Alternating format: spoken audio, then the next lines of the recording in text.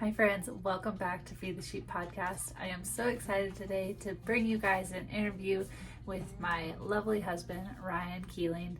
I've been wanting to have him on the podcast for a long time just to talk about more of our story and get to have you guys get to know us more.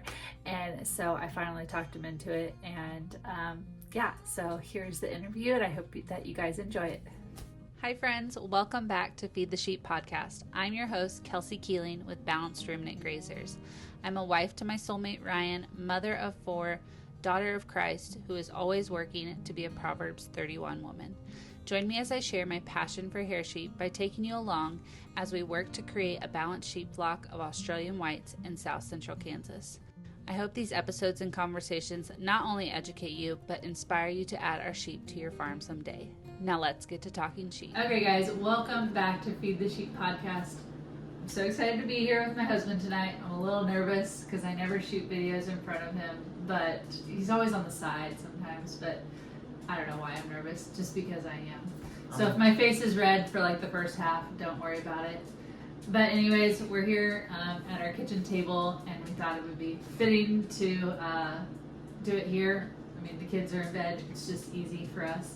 So anyways, long story short, this is my husband Ryan. You guys have seen him in videos before, but I thought I would do like an official interview with him first and talk about our farming and stuff. You guys will get more like background story, I guess, on us if you haven't watched our previous videos.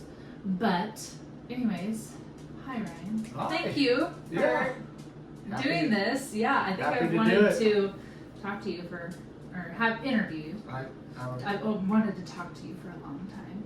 We don't talk at all. I was going to tell everybody I'm the man in the background of all the videos. Yeah. Or not all of them, but a bunch of them. You come on and talk every once in a while. Yeah, I make guest appearances. Yeah. So Yeah. but we thought it would be kind of fun to I think it's sit fun. down and talk about my journey, or you have a list of questions, or I guess I'll go anywhere you want to go with it. Yeah. No, I wanted to how we got to here. Yeah, bring people along on like our journey of how we got to here and how we are starting BRG, or like we've already started it, but our sheep and pursuing that, what the next 5 years look like on our sheep operation. So anyways, we were just doing some stuff out with the sheep right before we came in, but we've had a busy day. Yeah, we always have Ryan said today, he's like, we have a full life or full days, and I'm like, yes, very full with 4 kids and everything we have going on. So it's one of those. Okay. I'm sure maybe people can relate to this, but you have something in your head that you're going to get done that day, and you didn't even make it to that thing. That's kind of a day that I had. Well, not a bad day. It was not a bad day, but it was one of those days where like I was going to work on this specific thing, and I literally didn't even touch that. So that's okay. Yeah, we got a lot of other things done though. Yeah. But anyways, so it made me think like us out there. Share really quick one of your favorite memories of raising sheep so far. Okay. Because we've had sheep for like 4 years. Favorite memory of raising sheep. Yeah, or a fun memory. Okay. First one to get into my head was the 6 for 6. Okay. All right, embryos. That was beyond what anything I could have dreamed of. That was really cool. So, and we still have 5 on the property. The other one's at a good home, but they're just beautiful sheep, and I can't believe we went 6 for 6. I thought you were gonna say that. I was like, he's probably gonna say something about like just that you love looking at the Australian whites or something like that. Yeah. Because anytime he comes in and he'll tell me, they're so pretty. Yeah, the girls are so pretty, and if you're having a bad day, go look at the rams in the ram bikini, and they'll brighten your day. That's right. Yeah. Anyways. Yeah, I don't know. I'll go with that one. Yeah. Okay, no, that works. Okay, so I wanted to first start with like how we made it back to the farm. Okay. And we'll try to keep this within an hour. Yeah, it could go. It could. I know. There's a lot to it. I want to talk about like our grazing and stuff eventually, but like we'll just try to. I don't know. You want me to start? Circa... So you were raised in this house. Can we go back that far? Well, just a brief overview. Sure. Maybe. Okay, I can do that. Yeah. I don't think people really know who I am. Yeah. Which is fine. Yeah. Okay. All right. So start off with some of that. Okay. My name's Ryan Keeling. I'm the son of Alan and Cinda Keeling. I'm the grandson of Vernon and Helen Keeling. Nobody in YouTube world would probably know who that is, but Vernon ran a place called Keeling Tractor, which was an implement dealership in Kingman, Kansas. I say that just because I've had ties, and my family has ties to agriculture. This is a family farm. It is currently 560 acres, so it's considered a medium-sized farm technically. I consider it a small farm because of the size of farms in the United States is growing, and small farmers are dying, which is extremely bad. But on a medium-sized farm, we are located 7 miles west of Kingman, Kansas, and I did not grow up here. I was in this house till I was 5 years old, and I briefly remember riding a school bus. And then I moved to Kingman and spent the rest of my childhood all through high school, and all through high school. Then I went away to college. So in a house in Kingman. And But your family owned this ground. Yep, my grandpa did, and then my dad purchased it, and I've always been around cows to varying degrees, but day-to-day agriculture, I have zero crop-related experience. I have crop-related experience now, not that a row crop farm, but I spent some time in crop insurance, and I've spent time around farmers, and then I helped my brother-in-law harvest wheat. So just a dab, but pretty much livestock only on this farm. I loved cows. You know, I remember Dad feeding hay in a pickup, and I would be with him, and he would talk about cows. Yeah. And I just remember, I don't know, for some reason I remember, maybe people on YouTube could relate to this, but my dad would always we'd feed a bale of hay with a hydrobed bale unroller on the back of a pickup. So unroll a bale of hay, and then Dad would look through the cows. Stay in the pickup. He would always stay in the pickup. We'd look through the cows, and then he'd stop. But he wouldn't actually stop to put it in reverse. He'd kind of just put it in reverse because we're only going like a mile an hour. But I was always thinking in my head, I was like, I don't know if, that's probably hard on something, but you know what I mean? But we'd be creeping forward and then tossing reverse. And, anyways. Would he make notes of anything? Oh no. Yeah. Just talk. It was just talking. That yellow one, we'll keep an eye on. Yeah, just talking. Yeah. But so okay. Yeah, this was going to be a 5-hour podcast, so I keep going that. Yeah. That was childhood through high school. Spent some time out here working, but didn't understand it at all. You know, depth of knowledge of what I was doing was not there. Went to college for health promotion and wellness was the name of the degree. Some people might call it exercise science. It was a related field to that. Kinesiology is another term they use. But essentially, I loved sports performance and lifting weights. I was what you might call a meathead growing up. Really passionate about nothing about school, but passionate about football and getting really strong. Mm-hmm. And that then led me into health. I'll shorten this up a little bit. So not just being strong, but being then healthy.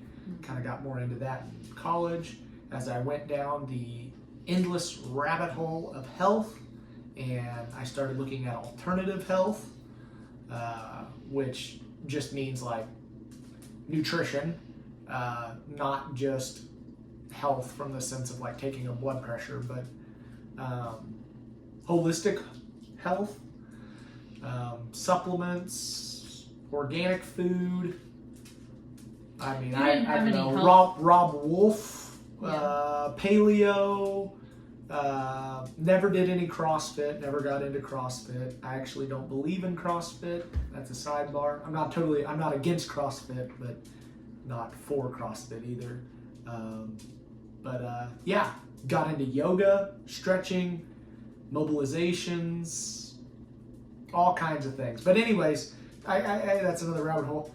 I'm just trying to get to the point where I actually got into farming, because it's like, well, okay, why did you go down this road and then now you're 2024, you're a 33-year-old farmer? I guess what I'm trying to get to with all of this is I went down a health road and found out that health has a big thing to do with what you eat. And then I kind of went down a regenerative ag type road at some point. Now this is several years later, you're talking 2015. I found out about Greg Judy, read his books, kind of got into that space. And then once you kind of go down Pandora's box, now we're in 2024, and Working Cows podcast has a mind-blowing episode every other week. Yeah. So the knowledge base for regenerative ag has just exploded. It's actually exploded to such a point I don't even keep up, which is fine, because there's only so much one brain can handle. But and all of that, I got really into health. I found out I did not want to be a strength and conditioning coach, and spent some time in crop insurance, paid off some bills, learned a lot in crop insurance, got to go see farms in crop insurance. And I will quit talking here in a second. You're good. I'm sorry. No, you're good. And then after crop insurance, decided I wanted to come home, did some adjusting for just a year, maybe two, which is like related to crop insurance, but not. I started out in an office, learned a lot in an office. And then I kind of like had an aha moment at some point, somewhere in that 2015 range. I was like, I don't have a farm, but my family has a farm. Maybe I should go do regenerative agriculture on this farm. And then finally I took that jump, and then it's been a complete and total journey since. Yeah, that's what I want to talk about. So, sorry for the rambling. No, you're fine. That's how I guess I kind of got into the whole thing. Yeah, well, that's what, so... Through a quest for health. Yeah, So what was the plan like of coming back to the farm? No plan. Yeah, you just said I want to... Coming back. Zero plan. Yeah. And you were coming with me. Yeah. Because we weren't married when we moved back. No. No, we weren't. Yeah. Well... We were close. Yeah, I mean, we got engaged, and then we had already decided to move down here. Moved down here like 6 months later, and then got married a year later. And we're unbelievably blessed, or you might say, I don't know, like handed, whatever. If you want to say that, that's fine. But there was a house here. Yeah. We had renters in it, but there was a house for us to actually move into, which is where we live now, and where we've been living since 2018. No. 2017. Yeah, 17. So, yeah. Okay, so next thing. Rabbit holes. Yeah, no, you're fine. Okay, so I want to talk about like, so we came home and your dad already had cows. Yep. And so, did you just kind of like, okay, I guess we're gonna take over the cow herd, or not take it over, but manage this. And so, what was your thought process? I mean, I guess you had listened to Greg Judy's stuff, but what was your idea like? What was your plan for managing the cows? I mean, it's just being honest. No great plan other than I was going to rotational graze. Yeah. I knew that. Yeah. To what degree? And if we get into rabbit holes on different styles of rotational grazing, I could go That's on what that. I want to talk about. But rotationally graze the cows. Yeah. And then essentially just rebuild the farm. Yeah. This farm has been like many farms, I wouldn't say, and it just hasn't been managed a whole lot, and it wasn't I'm not trying to put down my dad or my grandpa. I've told Kelsey this several times, but my grandpa had a business in town that he managed, so he didn't actively farm out here a whole lot, even though he grew up out here and did farm out here, but once he got busy in town. And then my dad also hauled hay and hauled cattle for a living. So he just, had a full-time job, like many farmers do. So there's just, I mean, the list is just endless, and we're still working on that list of things that need rebuilt and done and fixed and maintained. Yeah, if you give context to what we came home to, no fences. Yeah. No water. We had natural water. We're very blessed. We do have a stream that comes through the property, so part of the farm doesn't need well water. But there was not much water, not much fence. A lot of trees had overgrown things.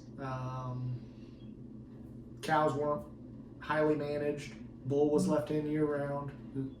Not much rotational grazing. My dad, I think at some point, maybe in the 80s, tried to cross fence things and kind of break things up a little bit, but not much in terms of rotating, feeding a lot of hay a year. But again, I don't want to make this a beat up thing, but my dad could naturally get hay because he hauled hay. So he would always find hay, and so we always had an abundance of hay. Mm-hmm. So it wasn't that bad of a thing, and then there's always been a 100-acre field out here, which is behind my mom and dad's house, that typically got, I think back in the day they used to raise wheat. At one point, a lot of this farm was in alfalfa, way back in the day. But as far as my dad goes, just cows. Yeah. So and that's what I came home to. Yeah. And so we knew about, or you knew, I'm interviewing you. Yeah. About genetics, that we needed to change our genetics. Yep. And then also grow our cow numbers. Yep. So talk about that a little bit, because okay. I mean we came home and we were able to grow our cow numbers quite a bit. Yep. Before the drought, and then we'll talk about that in a minute. But I mean, you were on the path. Yeah. Right? I mean, on a path. Yeah, yeah. Didn't have a great plan. So many of you probably on YouTube have heard of South Poles. They're not very well known worldwide or whatever in the United States. They're growing. They've grown a lot. But I was going to try a South Pole. And so I have nothing bad to say about South Poles. We can talk about that later. But yeah, bought a South Pole bull in 2017, brought him home.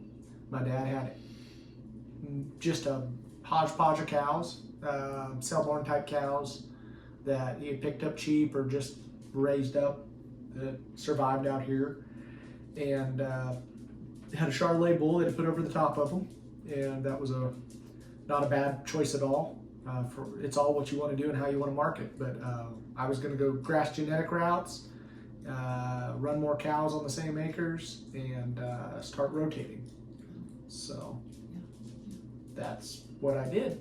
And yeah, we have a bunch of half-blood South Pole cows, 3/4 blood South Pole cows now, and they are smaller framed and they are fat.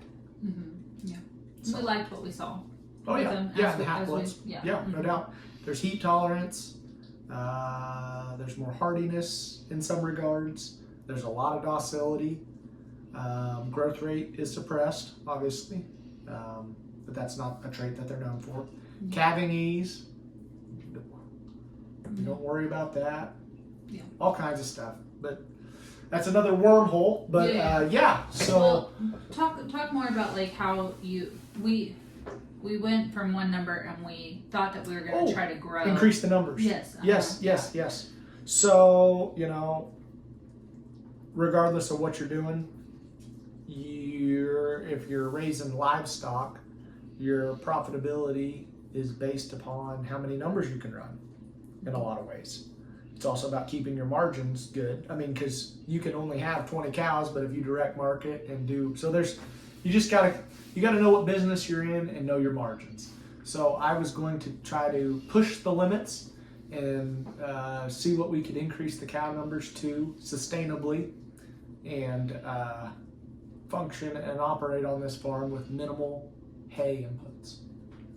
Was the goal, and we did increase, and rotational grazing does work. I think that's been proven since probably goes way back before this, but definitely since the 1980s. But yeah, rotational grazing does work, and there are other forms of grazing, higher density grazing, that do work as well. But with higher forms and more intensive of a graze, the more management is needed in order to have success, and the genetics have to change too. You can't just change the grazing.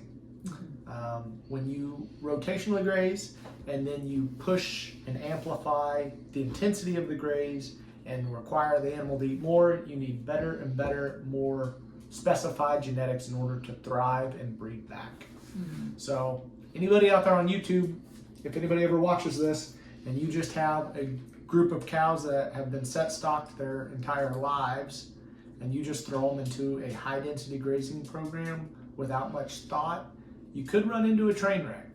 So don't do that. You got to really kind of think things through and maybe slowly, progressively increase your grazing intensity, or possibly change some genetics out and do something there.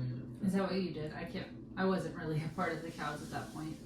What did I do with two cows? Yeah, did you just kind of throw them into it? I can't remember. Well, we didn't intensively graze there for the first 2 or 3 years. I know, but eventually when you started total grazing, did you? We still had a bunch because Dad bought those. Yeah. Do you want to talk about that? No. Okay. We're steering more towards sheep. Okay. I want to do another whole podcast maybe later on about total grazing, Yeah. like our grazing and total grazing specifically on this farm, like how we're gonna implement it. Mm-hmm.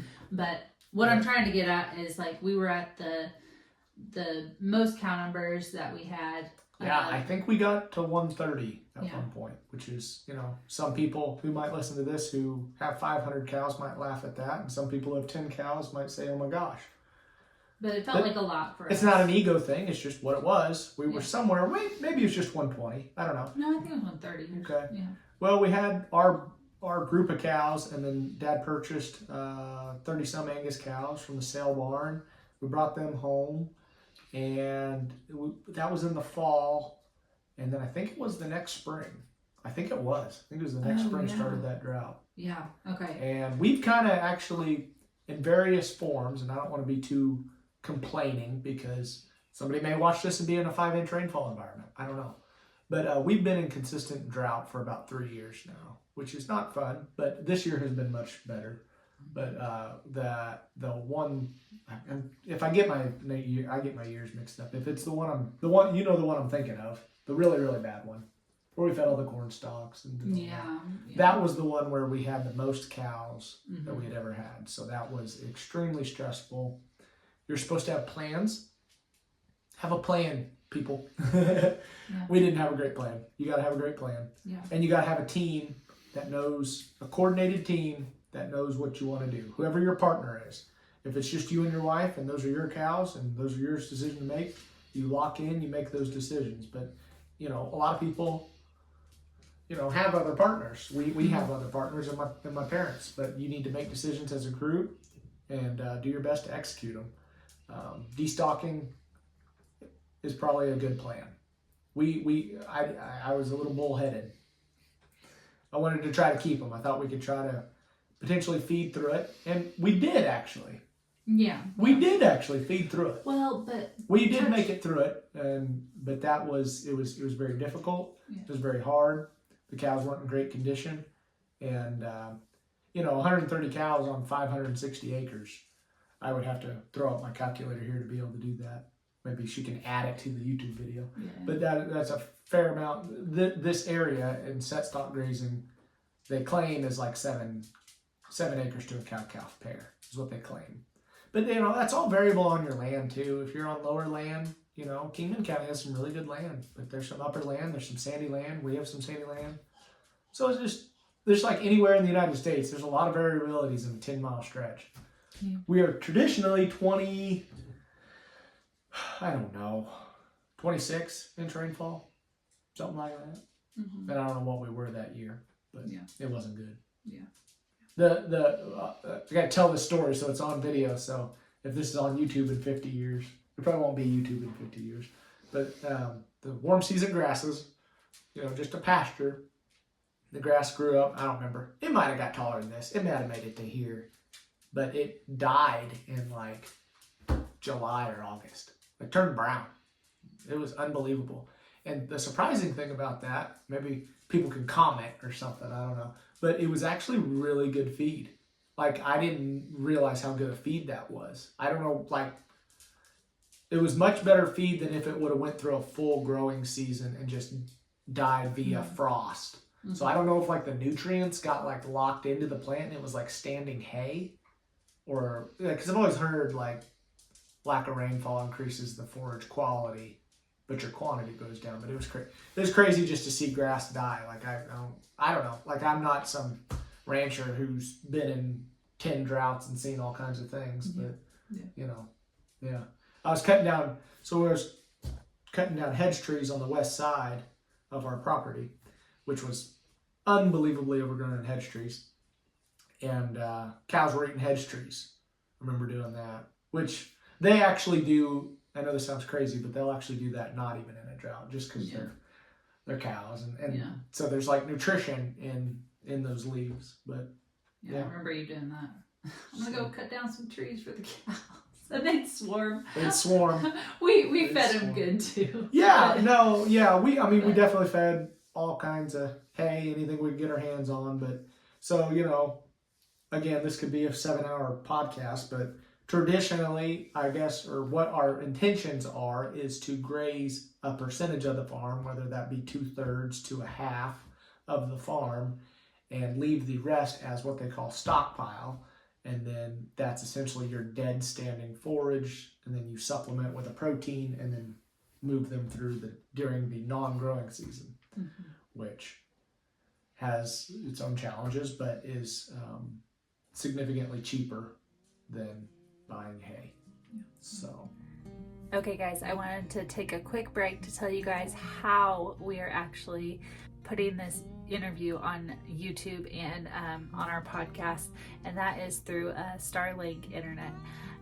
We just got Starlink within the last week, and let me tell you, it was so easy.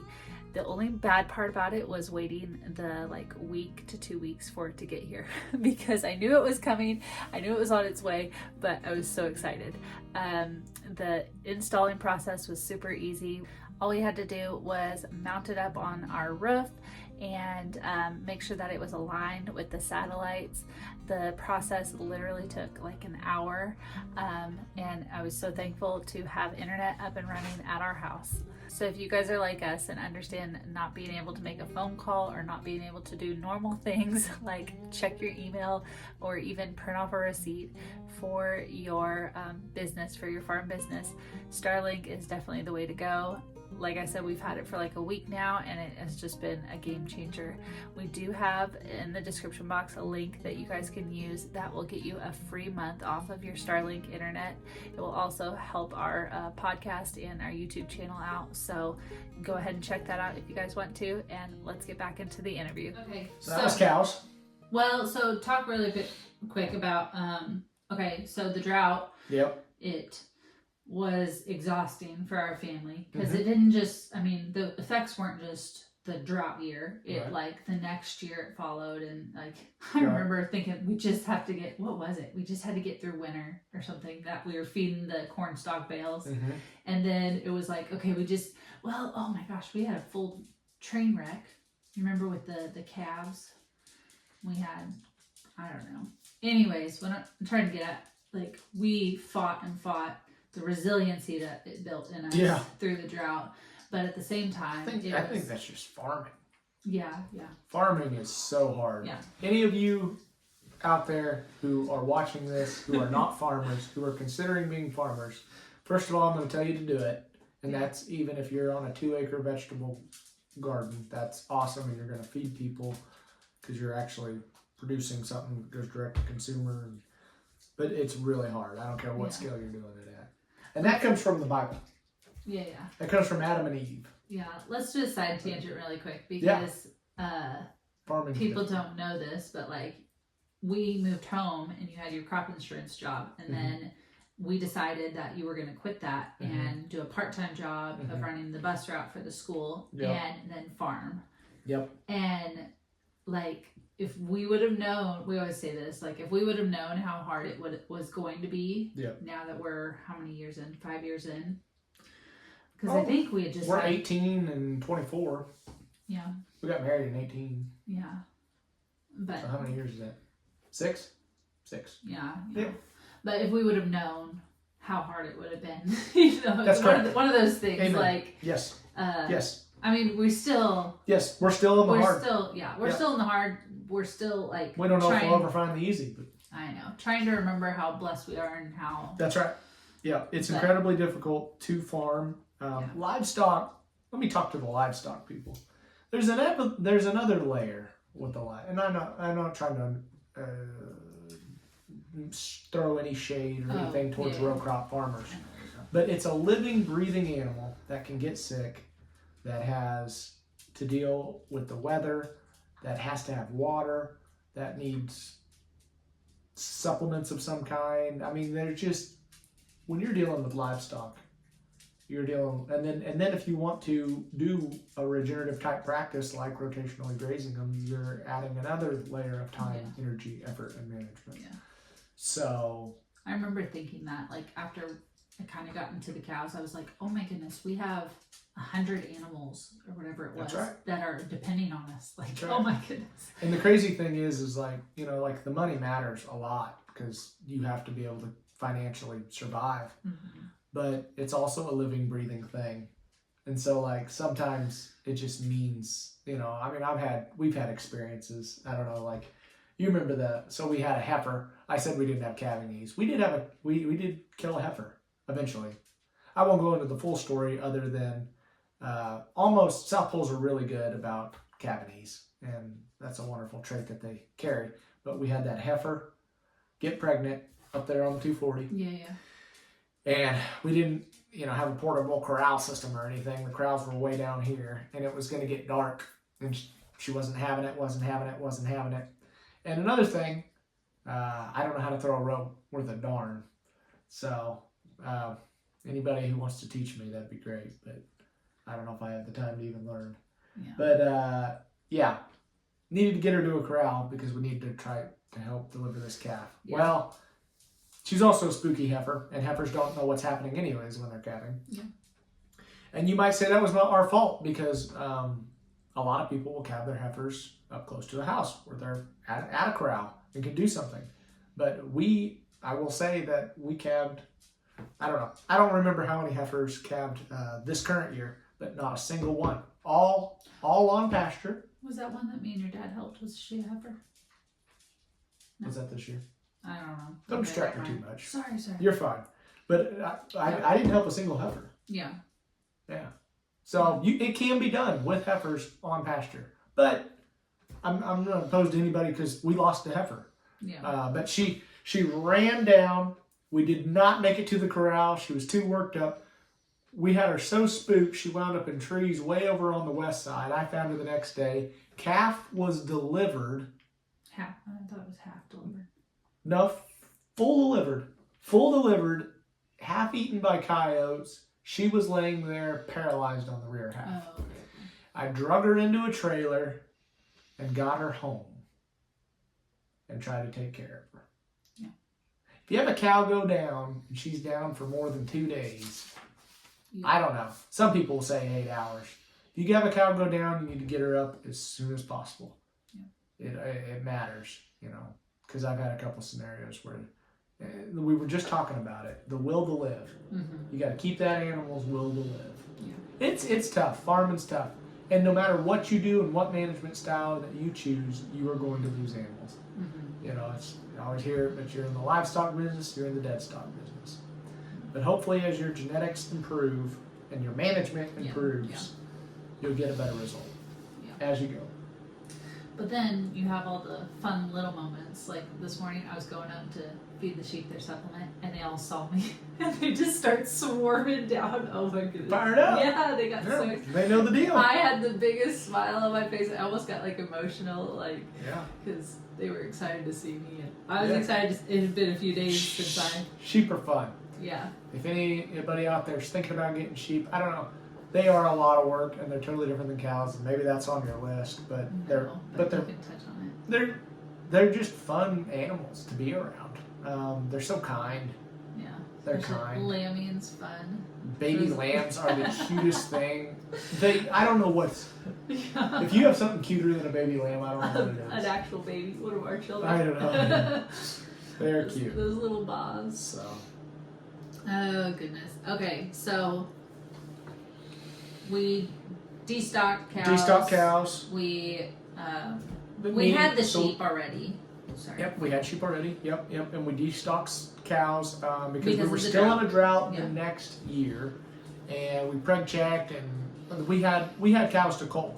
We had old cows and different things, and I don't know, sent like 17 or 20 open old cows to processor. Yeah. Yep. We didn't direct market them or anything like that, but sent them down there to Texas, and they got processed.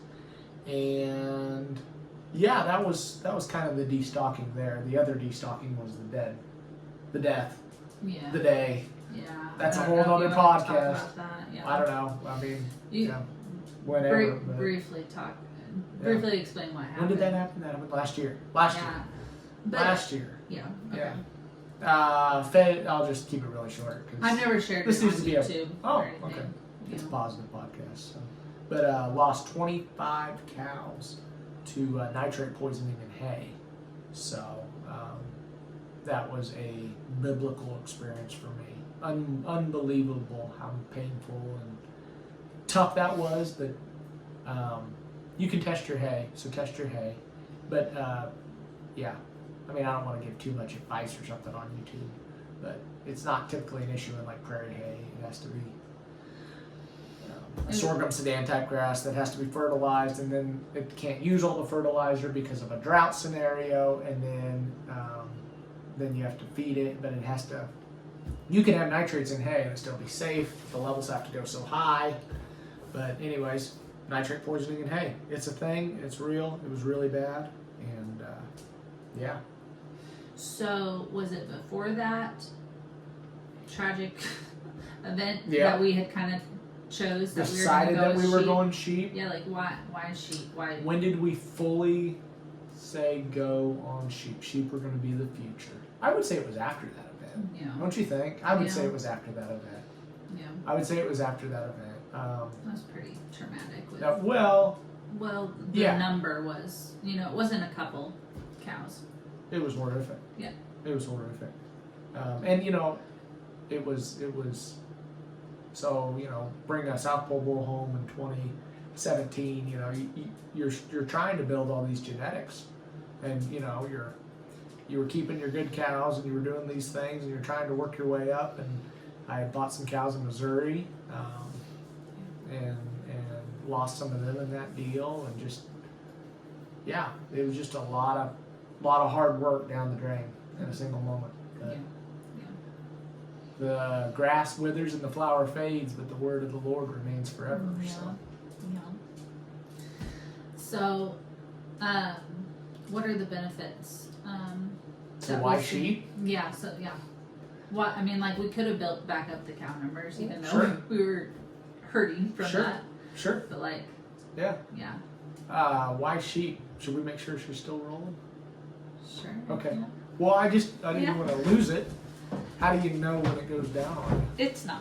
Oh, okay. I was just paranoid. Nope, it's fine. Okay. All right. I'm sorry. Okay. No, you're fine. I didn't want to talk to thin air for 30 Yeah. minutes. But, okay.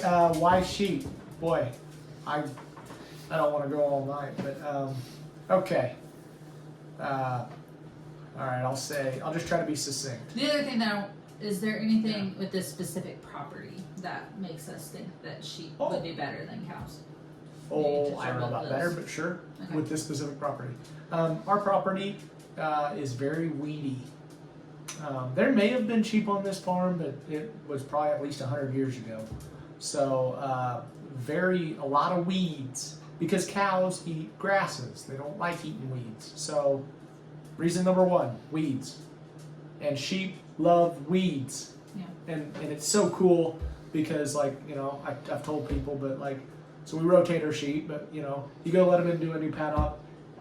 There's all this big blue stem, little blue stem. It's still vegetative, And where do those sheep go? They go over to some bush or weed or a hedge tree, a little baby sprouted hedge tree, and they go eat it. So sheep are cool in that regard, but they will eat grass. And our genetics probably in the future will predominate a little bit more to grass than weed, because overall we have more grass than weeds, but weeds was a big one.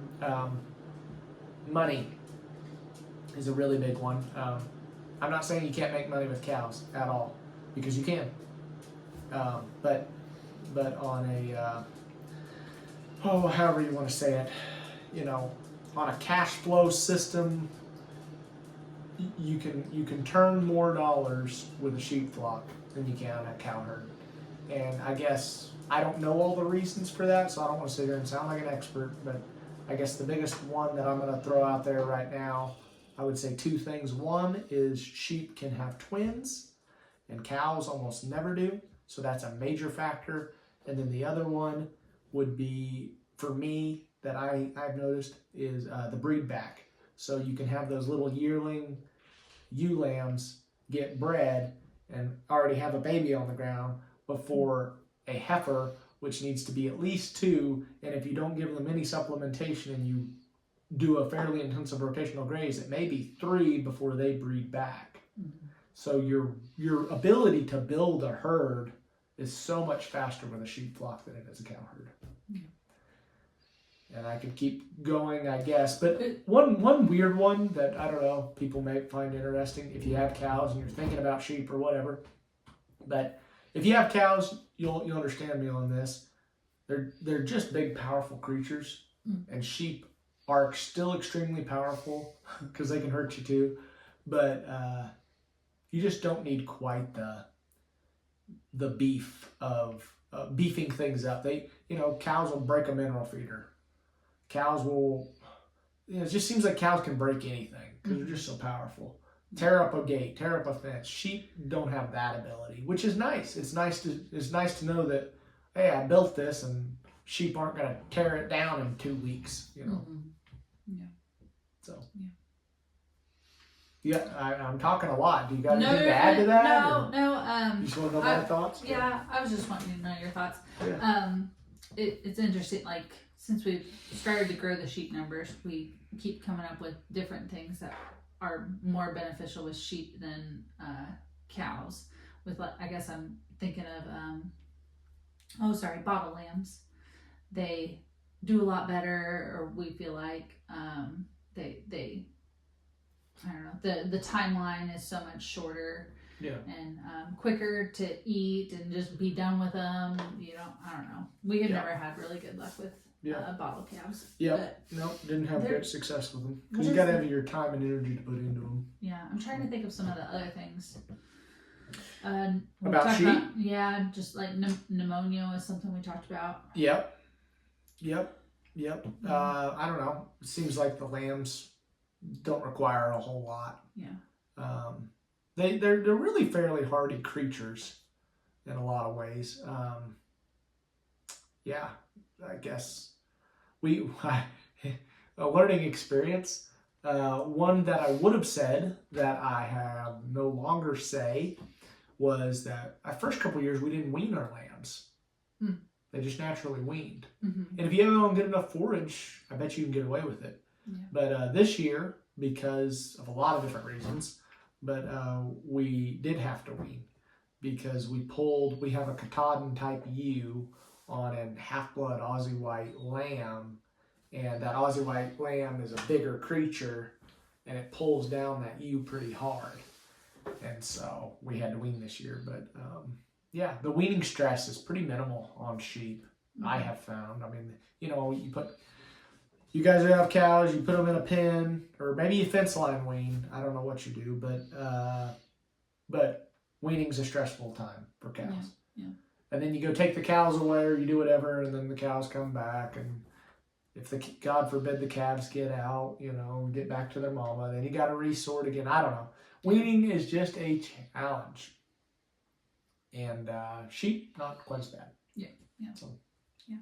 Oh, I got another one. Okay. Water requirements. Oh yeah. Water requirements. Yeah. Cows drink a lot of water.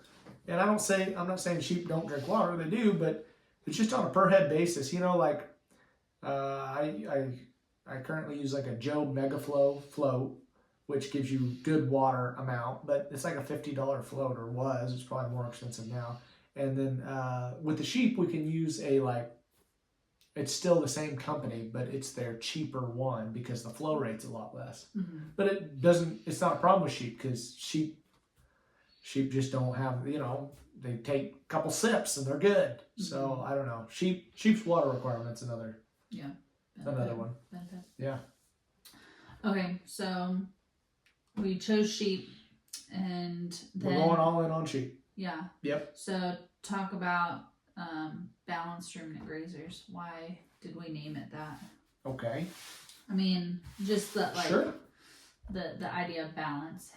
Okay. How we find that so important. Well, I don't mean to name drop, and I don't have a personal relationship with him a whole lot, but it's absolutely his, and I just tried to understand it, I guess. But Craig Guffey, gentleman up at Lawrence, Kansas, runs a really good Angus operation up there, and he's always talking about balance. And I kept thinking about it, and kept thinking about it, and kept thinking about it, and I don't know, everything in life is balance. And I think humans struggle with that. We struggle with it in our own lives. Farmers struggle with balance. We want to work 97 hours a day and wonder why we're completely exhausted. I wonder why he's saying that. Yeah. have you found that out yourself, Ryan? Yes, I have. So balance is big. So why Balanced Ruminant Grazers, BRG? So that's just a name that we've come up with. But the balance was important because... Well, okay, so balance is... Boy, I don't know. So, you're balancing the ration. So, like, I'll just give some examples of balance, then I'll shut up about it. There's probably a lot more to it than this, but, like, you get them on too lush a forage, and they get squirty. You get them on too fibrous a forage, and they don't have enough protein.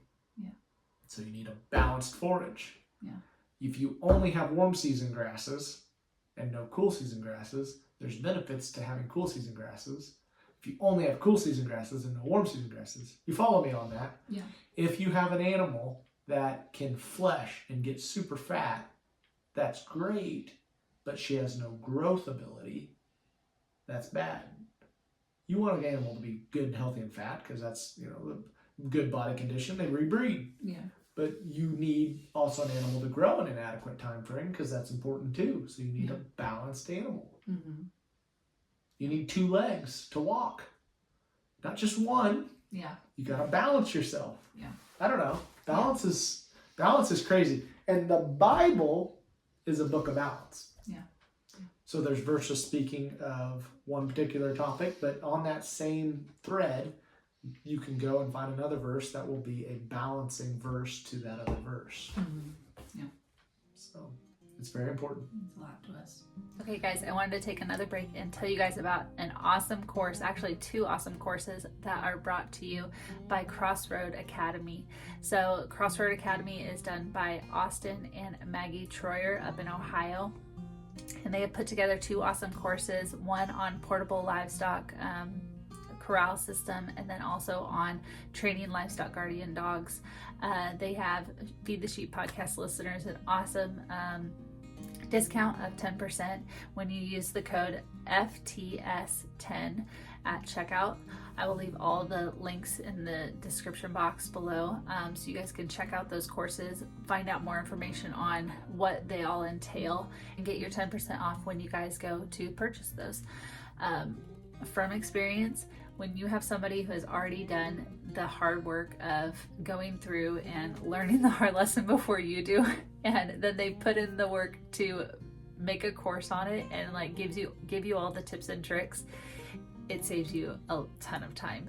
Sure, you might have a couple hiccups learning still those skills of training a livestock guardian dog or whatever, or setting up portable sheep corral, but you're going to be light years ahead when you go through and learn from somebody that's already been through it. So like I said, be sure to go down in the description box. I will leave a link.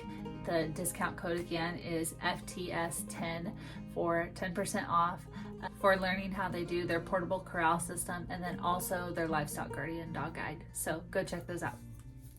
Okay, so we chose sheep, we wanted balance, and then we found the Australian whites. Okay. And I want you to talk about what you see in them. You've said before that they're the business breed. Mm-hmm. Why do you think that they're the business breed? Why do you think that they're going to do what the Angus? Why do you think they're going to be the Angus of the sheep industry? Well, I don't have any great reason to think. It's just my own thoughts. Yeah. It's what I think. But because I'm not an Angus breeder by any stretch, and I'm also only been in sheep for years. Yes. So I feel kind of unqualified to even answer. I know, but I guess I see them as a do-it-all versatile breed. Yeah. That makes beautiful females, masculine males, really good growth rates, really good eating qualities, good shedding, they're good feet. You know, we've experienced, we're experiencing it now, so I can say it from my own experience, but the breed was developed in Australia in an arid environment and challenged. Mm-hmm. So they seem to be fairly feed efficient, which means like, even though that they're a growthy breed, it doesn't mean that you have to pour feed to them in order to get them to stay fleshy. So it's like they appear to be really balanced. Mm-hmm. And I don't know, we only have on the farm right now, we only have 5 full bloods. So right, yeah. Mm-hmm. Yeah. Well, 6, I guess you count our other ram, our mature ram. 3, 2, 1. You're fine. Okay.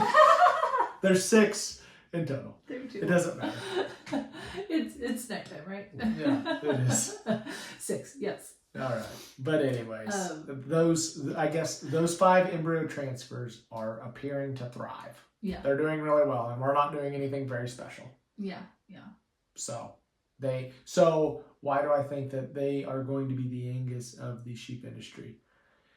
I think the Angus did a good job of marketing, but there's a lot of, don't get me wrong, there's a lot of really good cows out there, like South Poles. Yeah. My goodness, you go down a line of just really good cows.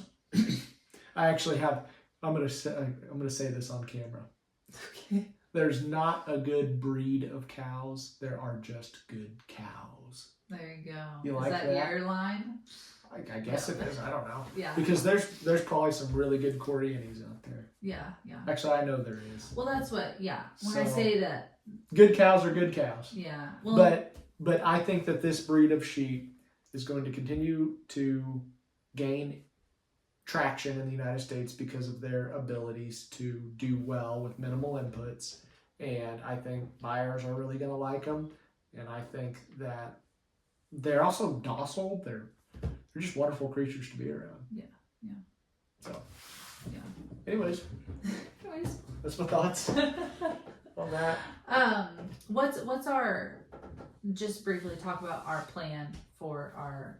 Yeah, I guess that's what my next thing was. What's the future for our sheep operation? Well, we're growing. Yeah. Our goal is to continue to grow.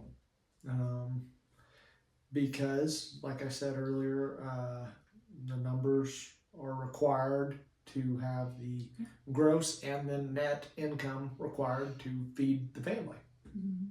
So, that is the goal. We're doing that through our flock that we have. We're hopefully going to lay them out next year, 115 to 120 mother ewes. So that'll be really exciting. Next year's going to be so exciting. Stay tuned, YouTube, because we're putting our embryo transfer rams onto the flock. Yeah. In like December or January possibly? December, yeah. Yeah, okay. And if you haven't seen a video of them, they just look... So it'll be fun. Yeah. It'll be fun to do that.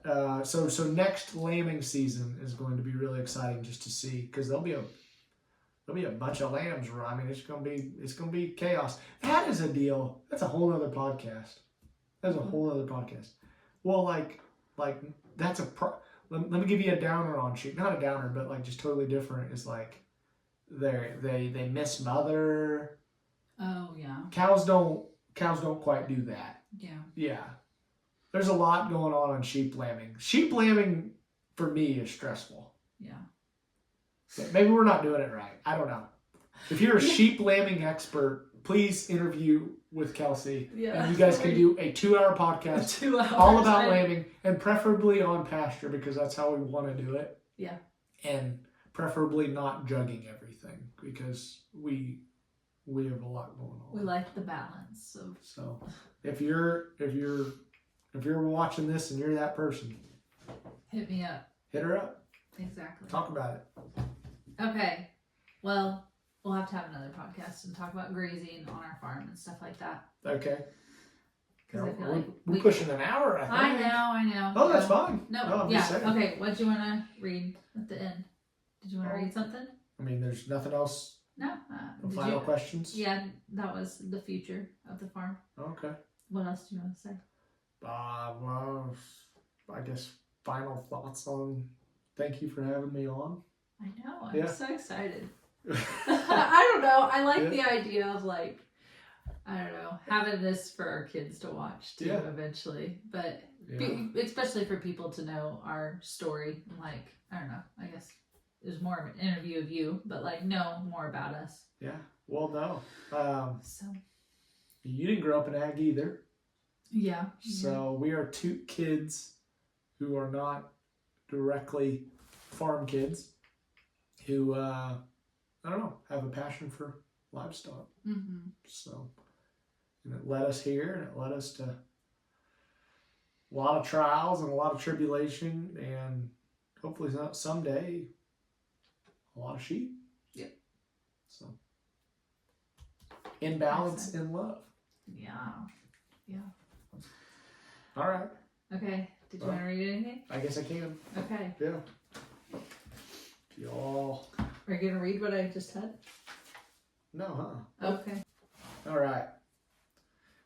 If you all are Christians, that's great. If you're not a Christian, that's okay too.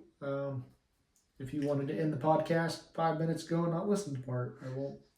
I mean, I'm just saying I won't judge you, but I was just going to share something out of Timothy.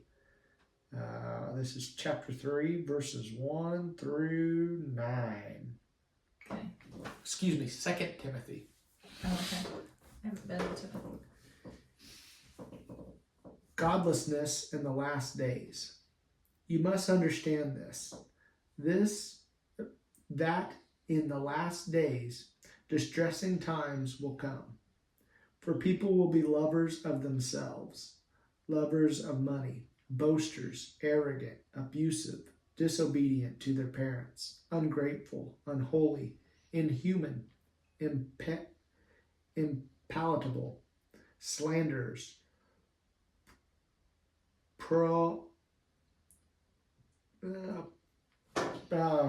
brutes, haters of good, treacherous, reckless, swollen with conceit, lovers of pleasure rather than lovers of God, holding to the outward form of godlessness but denying its power. Avoid them.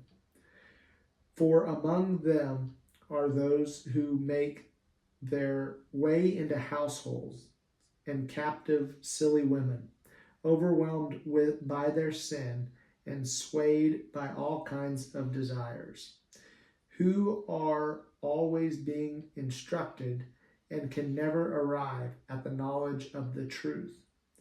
As Jannes and Jambres opposed Moses, so these people of corrupt mind and counterfeit faith also oppose the truth. But they will not make much progress, because as in the case of those two men, their folly will become plain to everyone. So, I'm not saying we're in the last days, but if you can sit there and read that little list, boy, we have some of those characteristics occurring in our society today. Mm-hmm.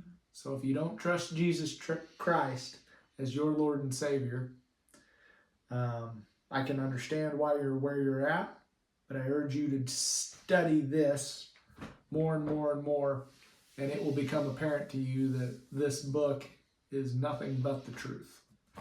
And they couldn't have fabricated this book. And your depth of study of this book will chase you your entire life if you let it. You can go 80 years into this book and never fully grasp it. It's that deep, that powerful, and that good. And I just read to you a document. I don't know when Timothy was written, but like 80, 50, 80, 70, I don't know. But we're pushing 2,000 years old. And look how on the money he just hit all of that. Mm-hmm. So, don't be lovers of money or yourself. Boasters, proud, or arrogant. Don't be any of that. Be humble and turn to your God. You'll be better off for it. kind of why this podcast was Feed the Sheep. That's right. Yeah. Have you ever told that story? I don't know. No, I don't think so. Well, it's still rolling. Just, I don't know. Yeah. Felt called to there we go. feed the sheep. Well, we talked about the farm, and then at the end we did a little. I know. Yeah. Yeah. Feeding of the sheep. So Did God call us just to physically feed sheep? Because it's crazy. Like, oh yeah, I'm physically really feeding sheep every day. Mm-hmm. Yeah. But no, He also called me to feed them spiritually. Yeah. Yeah. So whether that's through scripture or just sharing our love and light on a podcast and letting people see everyday life. Yeah, that too. Yeah. Okay, guys. Pretty cool. So you got awesome interview with Ryan, and then an awesome little Bible study at the end. And it's like an hour in. We got to go to bed. We did it all. Driving up to Topeka tomorrow. So, anyways, thank you so much for being here and listening to the podcast, Ryan. Thank you for spending an hour with me on camera. You did better than I thought. Really? Yeah. You're like a professional. Okay. Where I'm like all red in the face trying to interview you. You're like, I got this. Like, nope. Thank you for having me. I'm excited for people to listen to it. Yeah. Pretty cool. So we'll have to do another one in the future though. Okay. Okay. I like it. Okay. Love you. I love you too, baby.